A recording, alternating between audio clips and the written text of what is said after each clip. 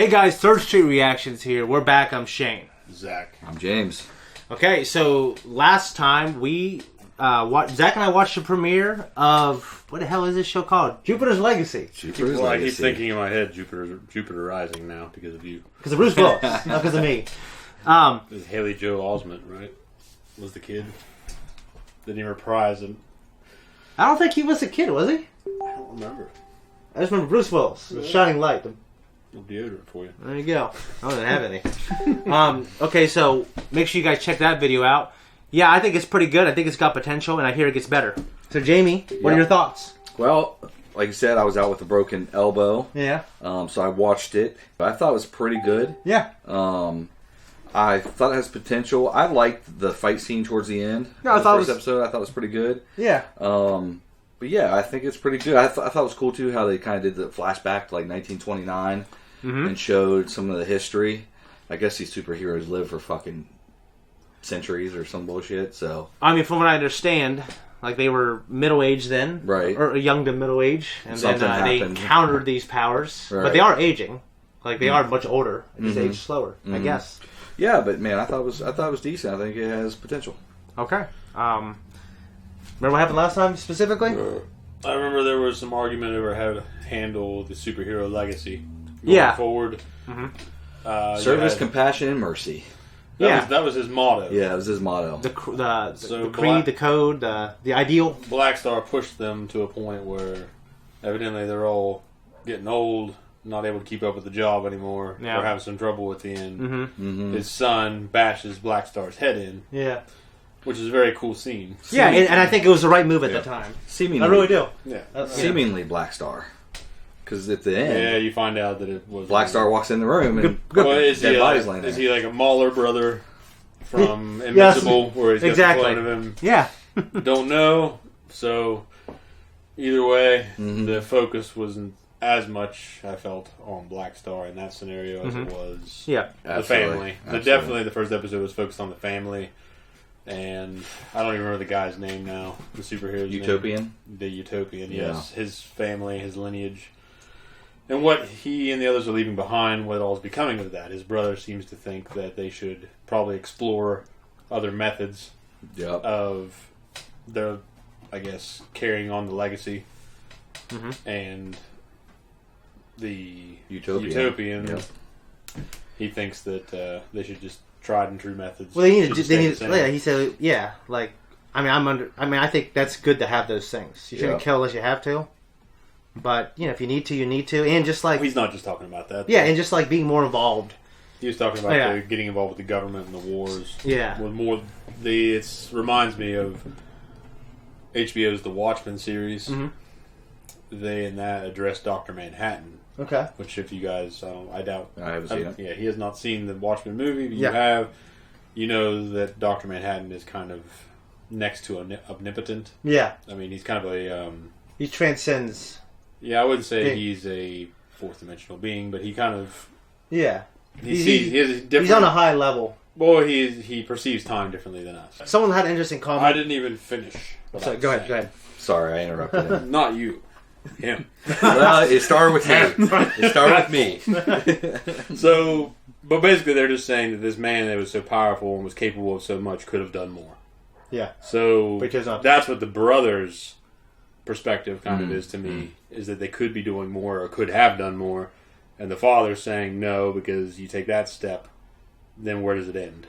And the father was really devastated. He told his wife, which I think her name was Lady Liberty, he was like, our son, he took a life. You know what I mean? And he was really distraught about it. But there's a big time clash coming. There's a clash of cultures, or I guess time periods. He's carrying on good old 1920s Christian religion. And he's praying at dinner and things like that. Evidently this advent of human power, or superhuman power, hasn't really changed his perspective on the afterlife or anything like that. And his jackass daughter walks in.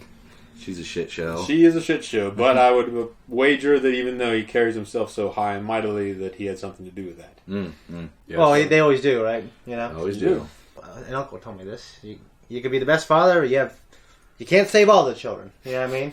Because you have some that turn out real good, you have some that turn out real bad. And There's a truth to that. yeah, and there's like, okay, well, It's definitely not the outcome. there's we also desire. studies done to show like middle children and the youngest children, they have certain tendencies. You know what I mean? Yeah. To be, and you know, like the firstborn normally has a higher IQ. Yeah. So it's just weird. Yeah. But someone left an interesting comment, like he has the ideal, all these codes in place, so they don't become what they become in the boys. You know what I mean? Like, But there can be backlash to that also. There has to be some flexibility. yeah, I mean, like Man, the I'm not Constitution, there needs to be some flexibility. Right. If it's just rigid all the time, you can drive the kids to And what we found out with the boys, way superheroes come into the world, you know, they can't really apply that. You know, Well, you can drive the kids to a point where they're not going to, if nothing they do ever lives up to his expectations, they're just not going to give a shit anymore. Yeah. Yeah, no, you're right. I mean, he's right now with Utopian. His philosophy is they're pretty much bound to this, you know, this thought that you don't take a life to the point where it got them in a really shitty situation. I think if you're going to get killed or it's going to kill a lot of people, like he killed 2 people, 2 or 3 people. Well, he killed a few people, but he was getting ready to go nuclear. Yeah, and so like, He was getting ready to go like, the dark matter and shit, whatever it was. I mean, that's what I'm saying. He was getting ready to blow up, essentially. Yeah. So to save all those lives, the son punched his fucking head in. Yeah, I mean, I completely agree that was the right thing to do. For the greater good. Reminds me of The Dark Knight Rises, the Frank Miller's comic book. You've seen the animated version, correct? I have not seen. Well, yeah, I have. Because there's a part 1 and part 2. Yeah. Is it the end where he's with all the tanks and stuff? And Yeah. okay, I can't remember. So he's fighting Superman, Yeah. shit like that. And they kind of based a little bit of Batman versus Superman off of that. But what I'm getting at is his confrontation with the Joker, and they kind of they finalize that almost to a point. Because Batman this whole time, Joker's a mass murderer, kills thousands of people on a regular basis in the DC universe. Yeah. So finally, Batman just snaps his neck, but he doesn't kill him; he paralyzes him. Yeah. Yeah. Well, damn. But the whole time it's building you to think that he's going to fucking kill him. Because this has been going on too long. I should have done it a long time ago. But he still finds a way to... But he still finds a way. I like that. It doesn't really elaborate, because to me, if you're breaking someone's neck, how do you know when to stop before they're dead? He's a fucking ninja. I guess. He's mastered the craft, I guess. So, break it just enough. 2 clicks, not 3. Yeah. So, oh shit, turn it back. No, so yeah, that kind of brings you back to that point. Where do you stop? And because if you have someone that is obviously going to keep doing it, yeah, it's not like you're dealing with Hitler, where if the Allies caught Hitler, tried him, yeah, and imprisoned him, there's a very good chance Hitler wouldn't be able to accomplish what he did before. Yeah. But in that universe, in that setting, and with superheroes in general, supervillains, they always seem to find a way out. They do. And they always seem to kill more people. Yeah, you're right. So, like, I mean, I'm all for the code. It just at that particular moment, there's no way that the son didn't do the right thing. Well, at that point, they're more like guidelines than actual rules. Yeah, the rules until they become hard, and then they're guidelines. Just funny like you say that. the laws. Yeah, it's funny you say that. When I worked in corporate America has policy after policy. But the first policy, at least at the company I worked for, was there's no policy that is ironclad. Like, if we have a policy that is just forces us to make like an unethical decision, then we disregard the policy. Right? No, yeah, I think that's a good thing to have. You know, honestly. Yeah. Other than that, you guys got anything else? No, I think that's about it. Then roll. Who did that? Who did that? I did.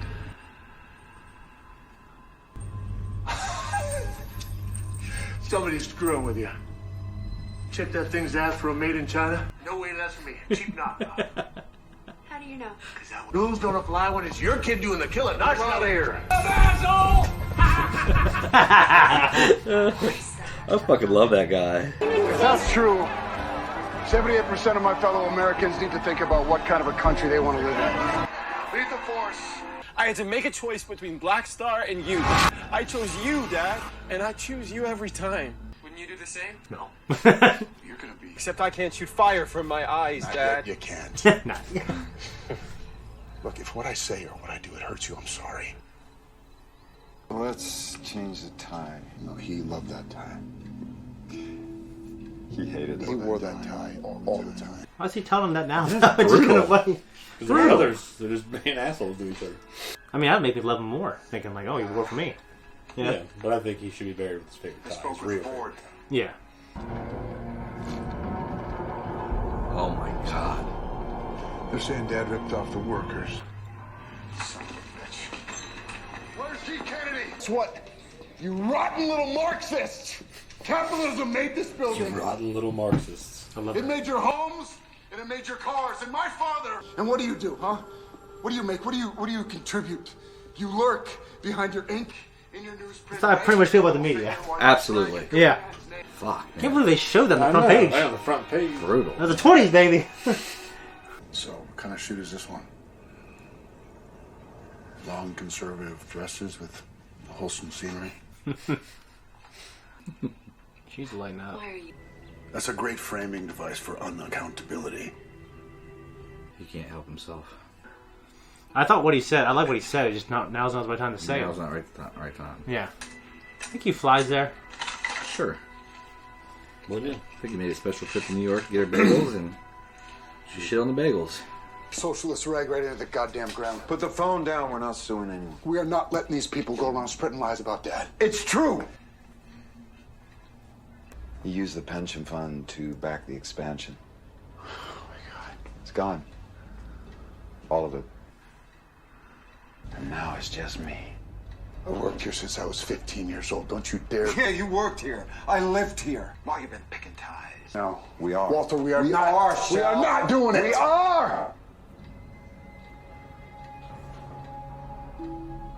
The shot of him reminds me of Michael Fassbender.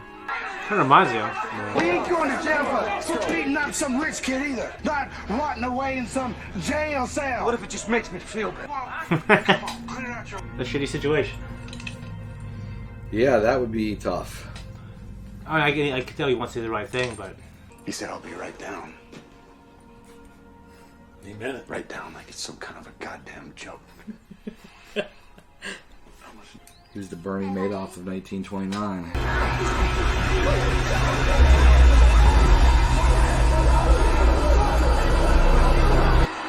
Jesus.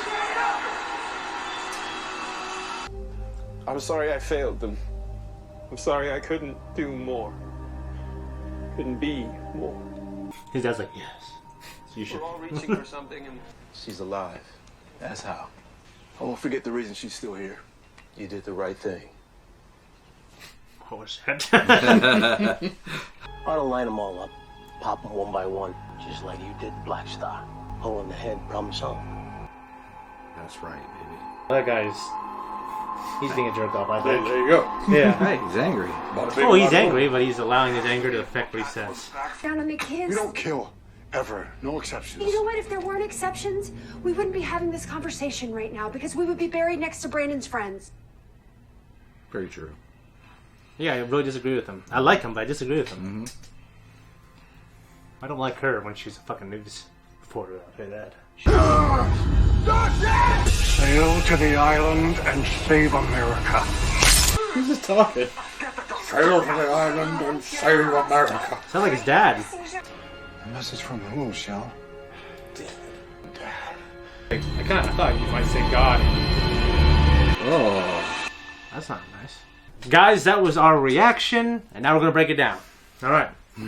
So, what do you guys think? I mean, it was a good episode. I like that one more than the first quite a bit. You did, really? I did. I like Quite a bit, yeah. Because I left the first one thinking, well, this has a lot of room to improve with me. Mm-hmm. Right. Because I can see why people would like it, Mm-hmm. but it wasn't really grabbing me. Yeah. This episode grabbed me a little bit more. It didn't have the janky superhero shit. So It was a lot more human. I don't know. was. Something about the way a lot of superhero fights have occurred. There are some really, really good ones. Yeah. We talked about Mm-hmm. Iron Man fighting Captain America and Winter Soldier. Yeah. That was a fucking awesome fight. But it's a grounded fight. None of them are super powered to that extent. You know what I mean? Yeah, they're you're right. They're super soldiers, but they're not. I guess Iron Man has the suit. Well, I'm a fan of that as well because I love choreography. I love Well, that. it's just a down-to-earth fight. Yeah. It's not a bunch of people shooting funny-looking beams out of their hands. It's Yeah, I not like that shit, though. I like that. You like that? I like that. Well, I like it when it's done well. Like, I agree that What instances? Tell me Man of Steel. 2 instances. That's the first thing that came to my mind. 2 instances in your mind that has been done well. Me? Yeah. I'm the wrong guy to ask that. Well, you said you like it, so you have to have seen it. Well, he's just saying the first episode, that fighting, I really liked. Okay, that's one. It's probably because it hasn't worn off for me. Since I haven't seen a lot of superhero movies. Okay, that makes sense. I haven't been overexposed to You it. are forgiven. Well, for me, like, if I can tell it's not composited very well or comped in, it looks like janky, like you said. But sometimes it looks funny. The WandaVision shit, it looked funny to me. I agree it wasn't... I agree. I get why people can like it if they want to. Yeah. I'm not saying you shouldn't like it. I don't agree. I'm saying that... I liked it. And you go. For instance, Jamie can like it if he wants to. I'm not saying he shouldn't like it. Yeah. I'm saying I don't like it, and these are my reasons why. Yeah, you said it looked a little janky. There are people out there that don't like it too. So yeah, I think most of the big budget Marvel stuff always looks good. It's normally always comped in really well. Like, Marvel. What are your two? The two that have been done. The first thing that comes to mind when I see something that looks incredible, looks grounded, I think of Zack Snyder's Snyderverse. What do you think of? No, you don't. That's a blanket answer. That's like what's your favorite movie, and you answer you can't pick one Star Wars film, so you pick the whole franchise. Well, I would say the first thing for me would be Man of Steel. Okay. BVS looks good. Those two. Yeah, and I think the most recent one that we watched and reviewed for the channel, the Snyder Cut was good too. Yeah. So, yeah. What? Yeah. Oh, did I do that? Yeah. No. It's a different tone than the Marvel stuff. This is a Netflix production. It's not going to be like Iron Man 3. Right. But I thought it looked... Iron Man 3 was bad. I only seen it once. This is just not good. No, this I like the fight in the first one. It just, to me, like it just felt like kind of a run of the mill thing I'm kind of used to. It doesn't reach the heights of some of the great stuff I've seen. It doesn't look janky like WandaVision. I definitely don't hold it to the same scrutiny as I do with animation. Yeah, animation's meant to be that way. It's meant to look that way. And that's just how it is. And it can usually be done better because you're not superimposing effects onto an actual recording. Well, because what they're doing is animators are animating something and trying to make it look as real as it is and having a composited in, and they don't do a good job. I just said... Yeah, it doesn't look composited well, yeah. Yeah, and it ain't just that, but just what they choose to do and how they choose to present it. Yeah. I guess. So it's like the actors have to act it well, and then the animators have to animate it well. And if they do, like in Zack Snyder's case, they do a lot of great practical stuff, like wire work, like a lot of Man of Steel stuff, and a lot of these movies are when wire I see works. it done badly, I just want to drag it down to like Power Rangers. Like this looks like Power Rangers to me. Yeah. So because it may as well when it's done poorly. And I know people work hard on it. Yeah. I know people put their blood and soul into it. Mm-hmm. Maybe some of them don't. Maybe they're just sitting there hating their jobs, hating their life. You know what? This fucking shit. I hate this show, and they're just putting it in there. I don't know. Maybe they're a bunch of Dennis Nedrys. Well, I think a lot of it's just budgetary concerns. They have a certain it's budget. Walt Disney. I mean, not this. In other cases, Walt Disney can just fucking throw money. That's true. That's true. They can piss money all over that. But you didn't like this episode as much as the first. No, I like the first one better. Okay. This episode, for me, almost felt like a different show. It was more humanized. It wasn't the flashy superhero stuff. Mm-hmm. Like I said, I'm not burnt out on that stuff. So for me, it's exciting. Like in the first episode with the fight, man, it was shocking when I saw fucking Black Star kill those two people. You know what I mean? Oh yeah, for sure. But I did enjoy this. I mean, we got a lot of the backstory. We found out that the dad did fucking basically steal from the employees their pensions. They double down. Well, yeah, which to me I was so upset for Shell. What does it remind me? Like Shell reminds me of the dumb jock out of the family.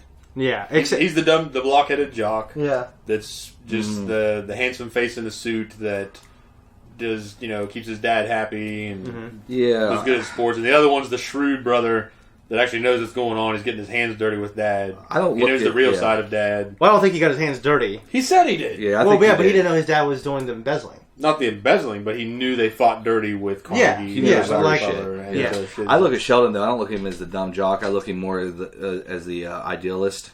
He wants to look at everything in the most ideal way possible. So, like, he wanted to look at his dad as this grand, awesome figure. Probably was some red flags that he just completely ignored, right? And now, even 100 years later, close to it, he's still in this kind of idealistic, perfect. We got to do things the right way. We got to live by the code no matter what. I'm wondering if, I'm speculating that a lot of him being so ardently passionate about doing things the right way has to do with also making sure that the way he doesn't want to do things the way his father did. Right. You know what I'm saying? Right. So I think maybe his father, Well, they're showing in the business aspects of it right in the beginning. Yeah. His brother was the one that was willing to do what needed to be done. He said, I lived here, you worked here. Yeah. Yeah. And he was the one that didn't really see the reality of the situation. Yeah. He's not realistic. He's idealistic. Yeah. Yeah. Kind of reminds me of in The Strain when Satrakian's riding in that car with F. Yeah. And he's talking about it.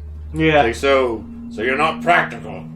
He goes, and you're romantic. Good. Or something to kind of making fun of him. Yeah. And that's what it reminds me of. Like, yeah. Shell is the idealist, the romantic. Yeah. He romanticizes these ideals, and these ideas of his father, what he thinks ought to be done, and the right way to do it. Yeah.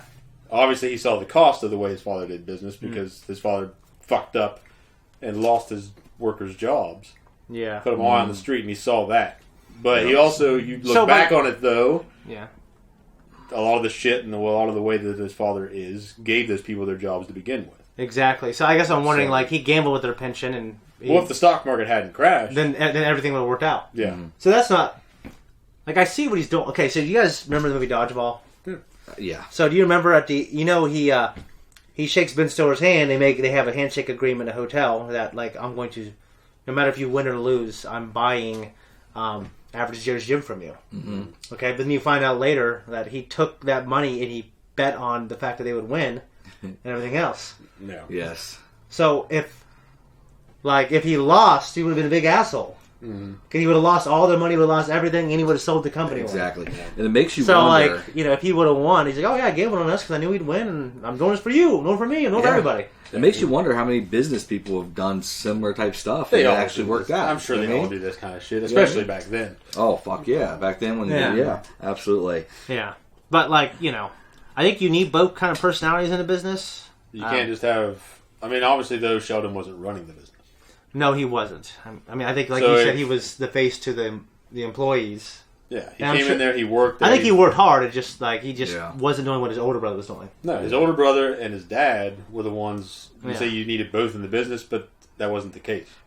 Well, I think that's what his dad said. His brother was the chosen one. Yeah, but basically his dad chose him to pass the business on to. His brother was the shrewd guy. Yeah, the shrewd guy, the business. I mean, no, I'm just...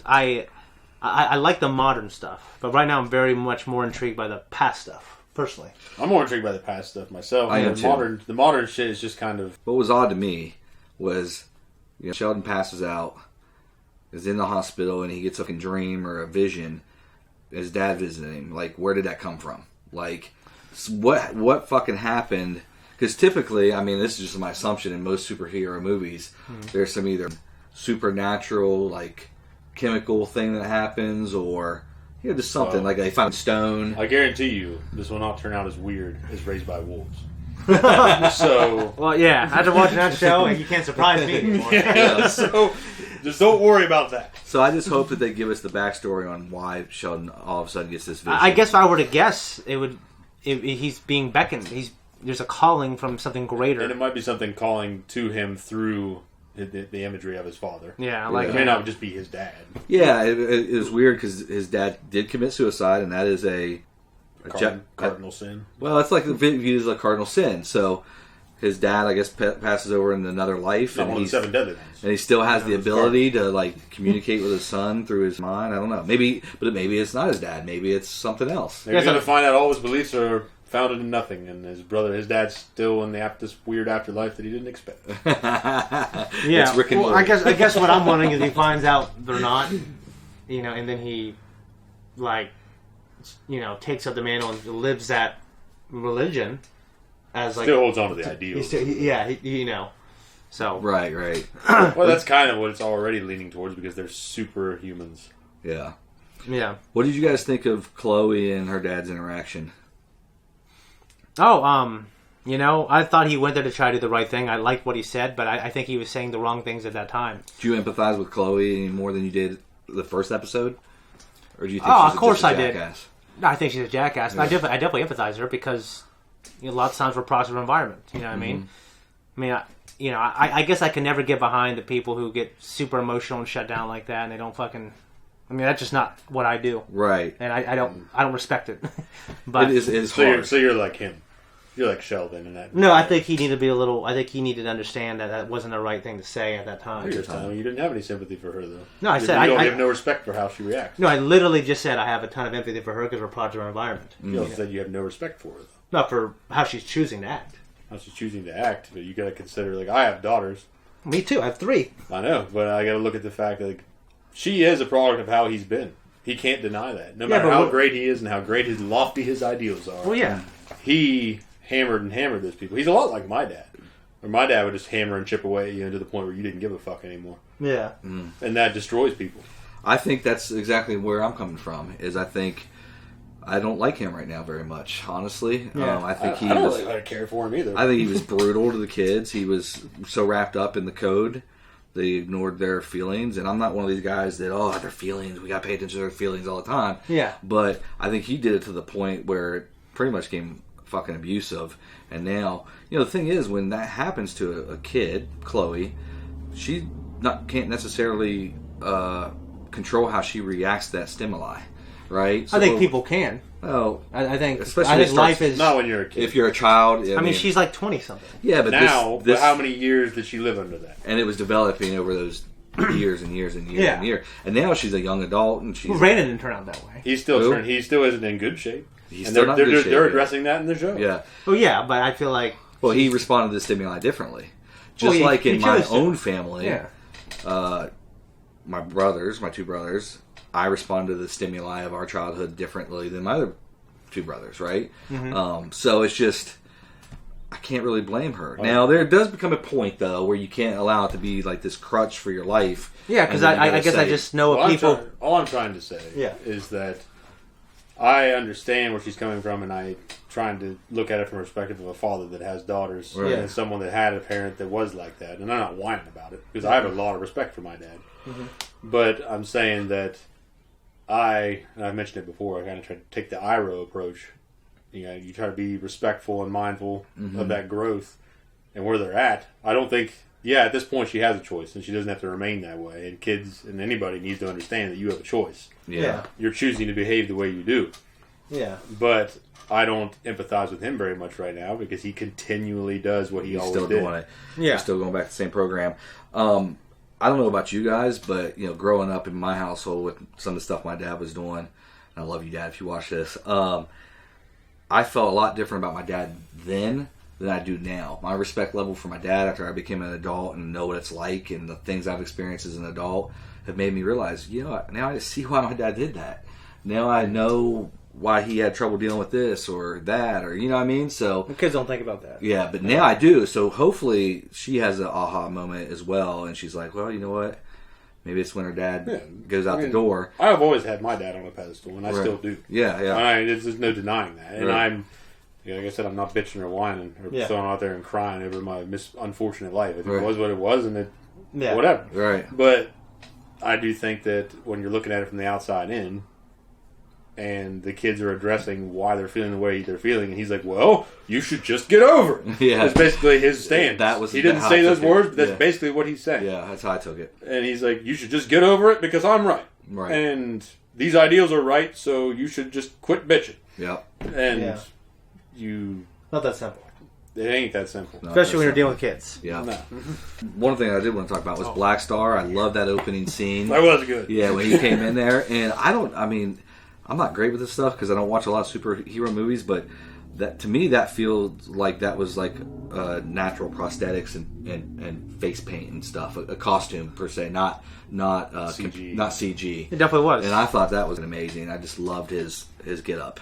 Yeah, he looked great. That's when he flipped him off. Yeah. They're a fan club. Well, to me, this he had his glasses on. And whatever those things are called, where you hang them off. Yeah. Beaded, I don't know what they are, but a little beaded chain that hung off them. How he got down there like that, he was all like proper and shit. It was great. You should check. This is made in China. Yeah, that was great. I don't know if it'll make it into the reaction, but our grandpa, he hated when things were made in China. He hated I'd bring a new toy down and get that out of here, boy. That's what he told me. And also we realized this during the reaction as well. So Grace Kennedy, he's going to marry that girl at one point. Lady Liberty. And the person that he's with now, he's not going to be with her for very long, and she's probably dead now. Yeah, I'd say so. Yeah. Well, the way her get up in G. Kennedy's get up in the newsroom really reminded me of a character from Downton Abbey.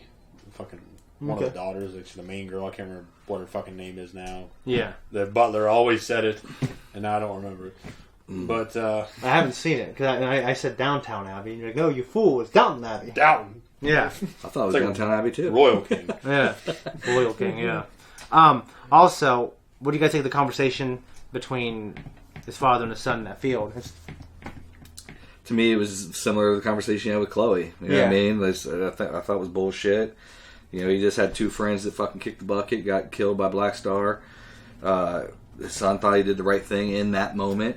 And he was like, Dad, you know, I'll choose you every time. Like, how could his dad not respond to that positively? I just don't get it. Yeah, no, I hear you. I get from the scenario, I get the kind of guy that he's portraying. Yeah. Just, I'm just going to hate if we find out that he's phony. Yeah. Dad? That will bother me.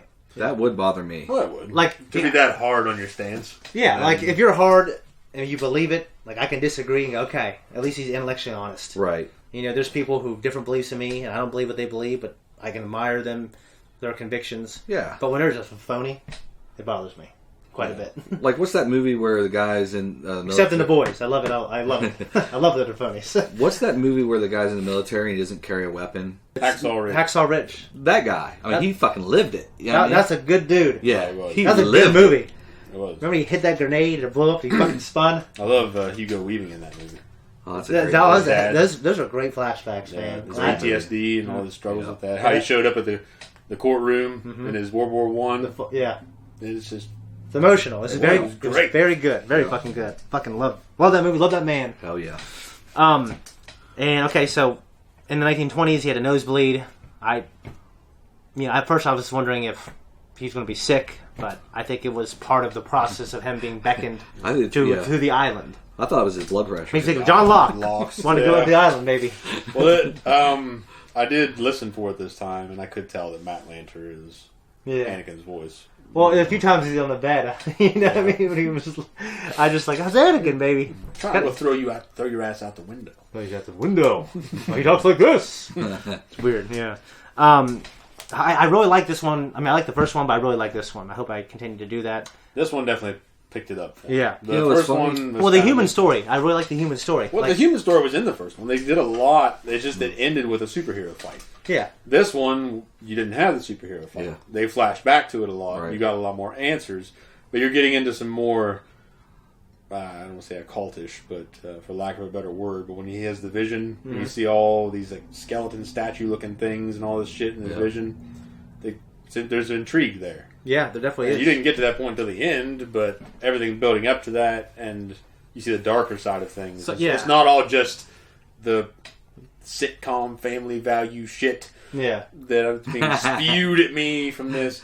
It's actually getting a little bit darker. I'm wondering if he becomes so obsessed with the vision to where it's like hindering his personal life, and he's so obsessed with it and to finding this island. Well, he might be. He's kind of a zealot, so I can see him following through to the point of. I wonder if that's what causes his divorce with his fiancée. It might, because obviously it says to gather your crew and find the boat, go to the island, save America. Yeah.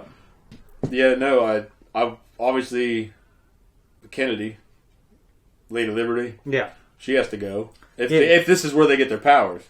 I'm assuming that she would have to. Yeah, that's I am too. No, those are words we shouldn't utter here. What? Well, I'm not gonna bet. Well, you can't say it then. Well, we can. No, we're hypothesizing. No, now that it's out there, you can't just say, "Well, I'm gonna bet," but I'm not really gonna bet. I'm just gonna bet. Did I say bet a little bit ago? You did. You did say bet. Okay, well, I bet that this island has something to do with them getting their powers. That's a fucking bullshit way of putting it. Well, how you're getting their powers there, okay? Obviously, it has something to do with it. They could go there and go somewhere else and get their fucking powers. That's all I'm saying. No. You want me to bet they get the island? I bet they go to the island and they get their powers. That's what you're betting. They get their powers on the island. It's got to be something concrete. If you have that fucking... What if it activates something in and they go and they start getting there's too many variables here. Too much confusion, so we're not going to do it. All right? Okay. No! I guess for me... No! There's too much confusion. All right. Next episode. It's not a solid bet. It's not like you're betting on a horse to win a race here. What's that? We define our terms and all that. This take too long. We got other shit to record. Next episode's probably gonna be like Indiana fucking Jones. That would be cool. That'd be cool. But have you seen Indiana Jones? I saw the original one. Have you at least done that? A little kid in your free time? Well, yeah, when I was a little kid. Like, well, we gotta react to those or something. Like I was like, I mean, when did that come out in the 80s, right? So I was probably fucking 8. But anyway, I don't remember much about it. But I just know it was fucking Indiana Jones. But anyway, temples and shit. You seen National Treasure? I think I had. Is that Ben Stiller? No, shut now. You're thinking of Nicolas Cage. You're thinking of Night at the Museum. Oh, Night at the Museum. Yeah. How's that the same? It's not the same at all. There's museums, so I guess it's kind of the same. You know what's funny is the more we've talked about this in this post discussion, the more I've liked this episode. Actually, you know, you've kind of you're weak. I'm weak. Stay with your opinion. No, but we've talked about it, and you opened my eyes to some things, so it's cool. Okay. I think a kid with fireworks. Now I like it less. No, I'm just kidding. I'm just kidding. Fucker. Okay, yeah, I mean, I don't got too much else to say. Liked it. There's nothing else to say. There's nothing. They liked it. I liked it more than the first one. Guys, thank you so much for watching our reaction to episode 2 of this show. If you like 3rd Street and you want to support us, you can by just liking, subscribing to this video, leaving a comment down below, and all the other good stuff. Follow Instagram, follow Twitter. And, let us know what you think.